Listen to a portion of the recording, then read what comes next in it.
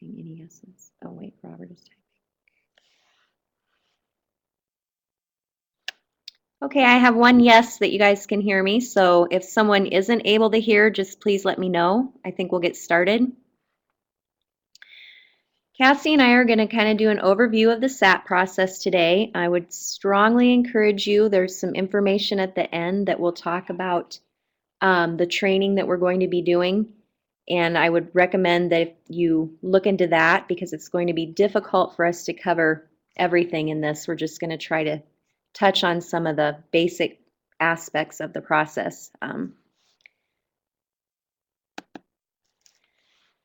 The SAT, or Student Assistance Team, is not part of the special education process, but rather part of the responsibility of regular education. Basically, it's a support group to assist regular education teachers in supplementing instruction for students within their classrooms who are demonstrating a lack of response to the core program, differentiated instruction that is delivered with high fidelity. So we need to get to the point where we're utilizing the SAT more to help us before we're looking at testing or the next level. We want to see what things we can do as a brainstorming team together to support our students. The goal areas for the SAT process would be to define the target area of concern, review data.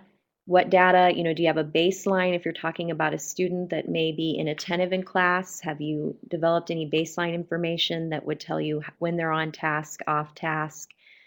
Are certain subjects better? Just any kind of data that you have. If it's a reading concern, do you have DIBELS data, reading mastery data?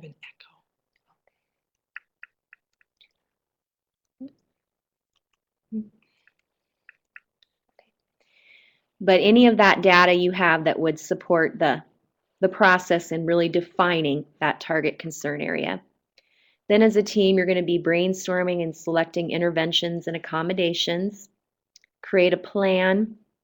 How often, when, where, who's going to be implementing that plan. Making sure that you have fidelity to that plan. Is our plan actually taking place on the times, dates that we indicated it would for the right time? Are we doing the right intervention? Maybe you have a reading intervention. Are you actually making sure that it happens 4 times a week for 20 minutes following the program? And you're going to want to collect data on that plan, documenting, is it taking place? Again, if it's a reading information intervention, are you using something to collect data on the student's response to that, how they're performing, are they being successful? Reviewing those results and, again, making a decision when you review that information. Well, and I was going to add on the collecting data part. I think that's a really important part to hold teachers accountable, hold you accountable, and also hold the student accountable, and just make sure that you're doing all that you can with that student and keeping track of that data. Mm-hmm. And this is something we'll go into further detail at the training. We want to be able to help you guys look at different ways to collect data. What types of data would you need for different interventions or different target concern areas? We'll break a lot of these things down and work through them and come up with ways to assist you guys. Oops. Go ahead. Okay. All right. I guess we're having an echo. Molly's trying to help us a little with. SAT team members. Now, this is not a set list. It's a flexible group of people who are relevant to the needs for the student or the child. You should have a SAT coordinator, the teacher making the referral or the para making the referral, parents, guardians, regular education teacher, administrator. You just want to look at each student. If the issues are resulting in the lunchroom or recess, you would want to see, can we have someone who's actually present at those times supervising as part of our team? The people that can provide the most information to your student and your concern would be really good members for the basic team.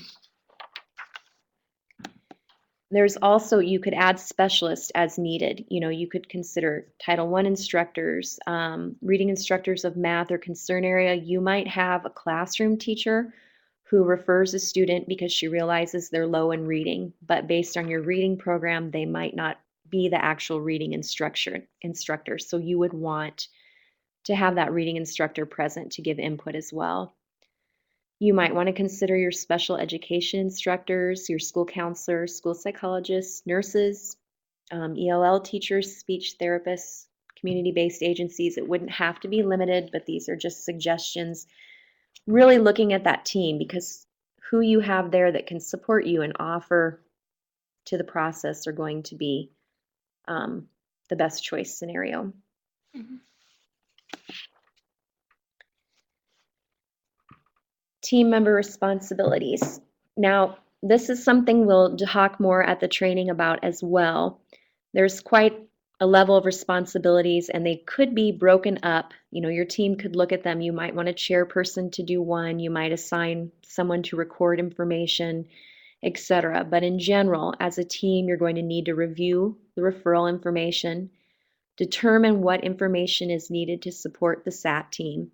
Again, looking to say, okay, if this is somebody who's having attention concerns, do we need some classroom observations? Do we need a baseline? Maybe if it's a reading concern, do we need to make sure that they've had their vision checked? You know, any of that information that you could bring to the SAT team or that the SAT team's going to need to find to answer questions that they've come up with during the process. You'll want to elicit input from team members. Keep the focus of the meeting on the goal. I think sometimes it's good to have a facilitator who can help watch the timeline and just kind of make sure that we stay on task. Make sure you have someone to complete the SAT forms. Determine who's going to be responsible to ensure the SAT intervention plan is implemented and data collections maintained, and someone to be responsible that follow-up occurs.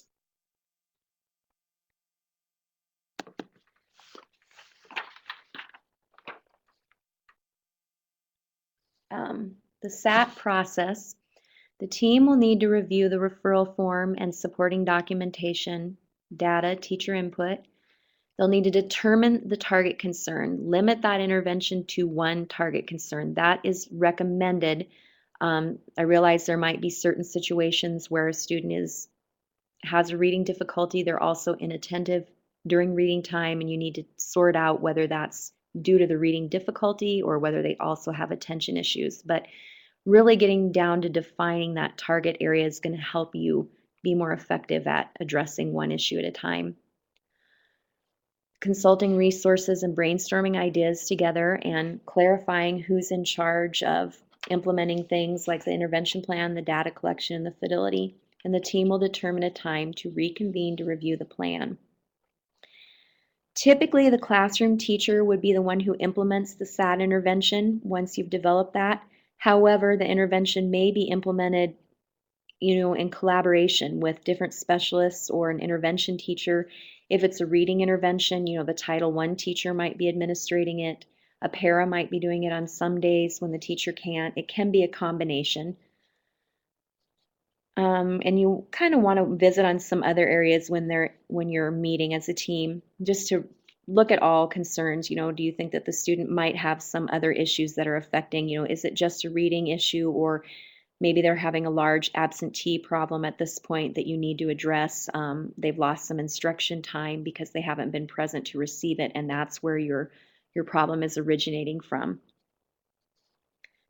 Just being aware of those different aspects when you're meeting as a team.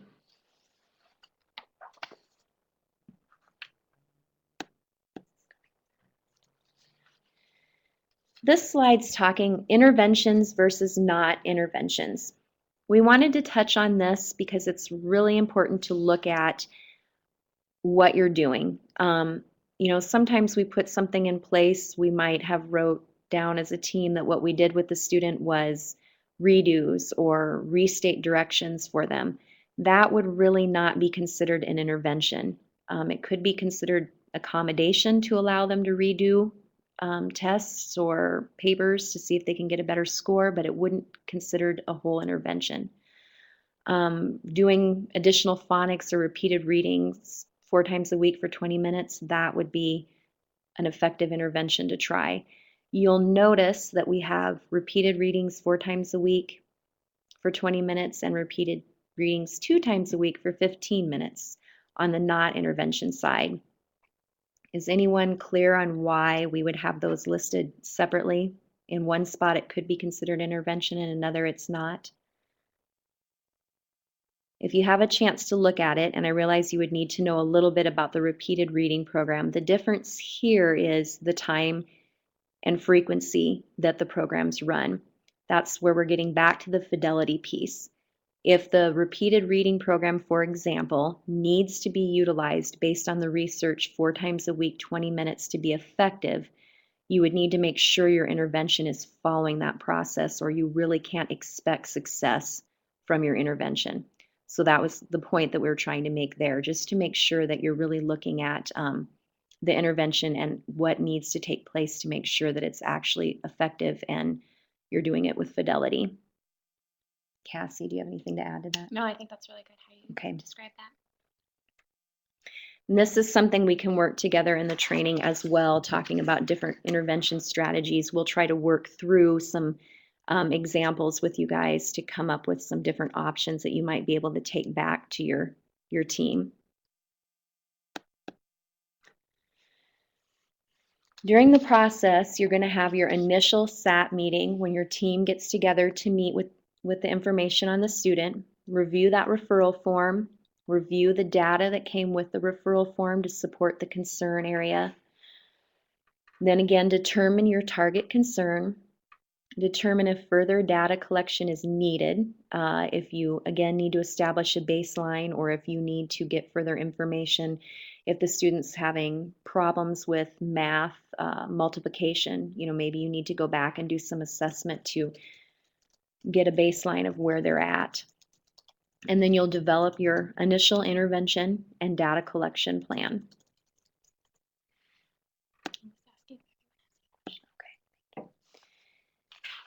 Then you'll plan a time to reconvene with the team and do a SAT follow-up meeting where you review, is that target concern still present? Review the intervention data. We're recommending, based on best practice, that you have a minimum of 6 weeks of data. You want to make sure that you have a chance to see if your intervention is effective before you switch to something different or change your mind. And if you guys, some of you are familiar with the RTI process, you'll have heard this information before, that making sure you have an appropriate amount of data before you make a decision is critical to your decision-making process. You'll review the implementation of the intervention, again, checking that fidelity, making sure that the intervention has been happening as it should and as we expected it to. Analyze the data to determine, is it positive, questionable, poor? Based on that analysis, you'll be determining your next steps. If you have positive data, you're going to be deciding if you want to continue, maybe even increase the intervention because you think it's being successful. If you have questionable data, poor, etc., you're going to have to look at that and determine what types of things need to be altered. Is it in the intensity, the frequency, duration of the intervention? Do you need to reduce group size? If the student's receiving a group intervention, maybe it would be more effective if they were receiving it in a smaller setting. Do you need someone with different training to provide that intervention, etc.? These are not limited, but just suggestions that the team would need to look at.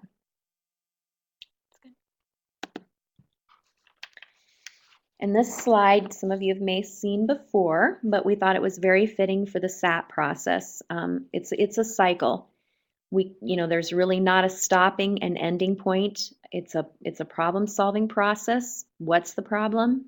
Why is it occurring? What are we going to do about it? And is it working? And that'll be your follow-up meetings. You'll be readdressing your target concern, looking at your data and your information, seeing if it's effective, is it working, what do we need to do? You're just going to be continuing that cycle, and throughout that cycle, you need to communicate with parents. That's definitely a critical aspect, that they are aware of the concerns with their children to the best that we can include them.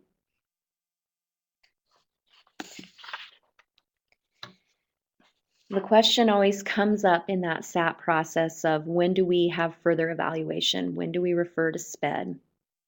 The SAT team may consider initiating a referral for a comprehensive evaluation to determine if the student's eligible for special education, a 504 accommodation plan, or an alternative program if one or more of these conditions exists.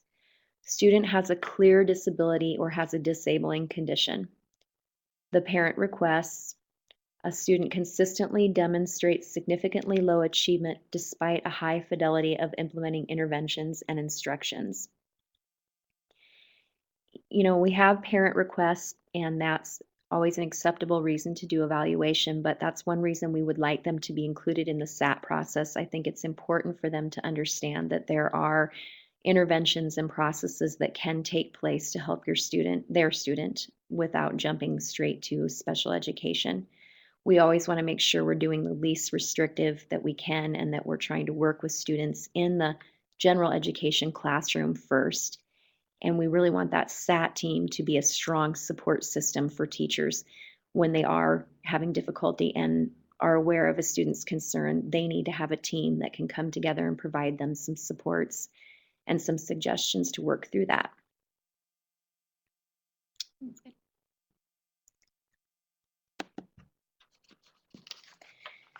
Another recommended step for the SAT team would be a self-assessment. The SAT team should conduct an annual self-assessment to determine needs for improvement and professional development needs for the team members. As a team, training and understanding your goals is very important, and so we would like you to be able to look together as a team and talk about what specific trainings you would need. Maybe it's just information that each team member needs to, maybe a high school teacher is part of the team and you're having a lot of discussion with students and their DIBELS data, and that teacher isn't familiar with that and they just need somebody to provide them information on all the acronyms and the terms used so that they can do a better job of supporting the SAT team.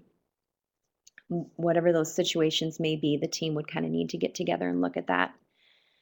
It's also important that the SAT team assess their referral record to determine if there are trends in target concerns that need to be addressed through the school's core programs, practices, and behavioral procedures. As a SAT team, if you are seeing a lot of behavioral concerns come across the board, and you might need to sit down and look at a school-wide behavior program that you can implement, a positive behavior program, that data that you guys are getting in your SAT team could help shape some of the programs and core programs in the school. So that's valuable information.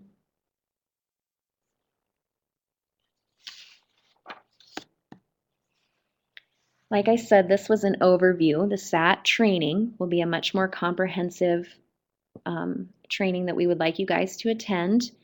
We're really curious what information you would like to see addressed at this training. As you can see, we gave an overview of the areas that we're going to touch on. We would like to do some case studies, and we would like to examine, if we have time, any situations that you guys would like to give as examples. But please, if you have some recommendations, let us know. If we have the opportunity and can work them in, we would like to do so. Otherwise, we hope to see you there. Thank you. Any questions? Please, if you have any questions, post them or email them to Cassie or I.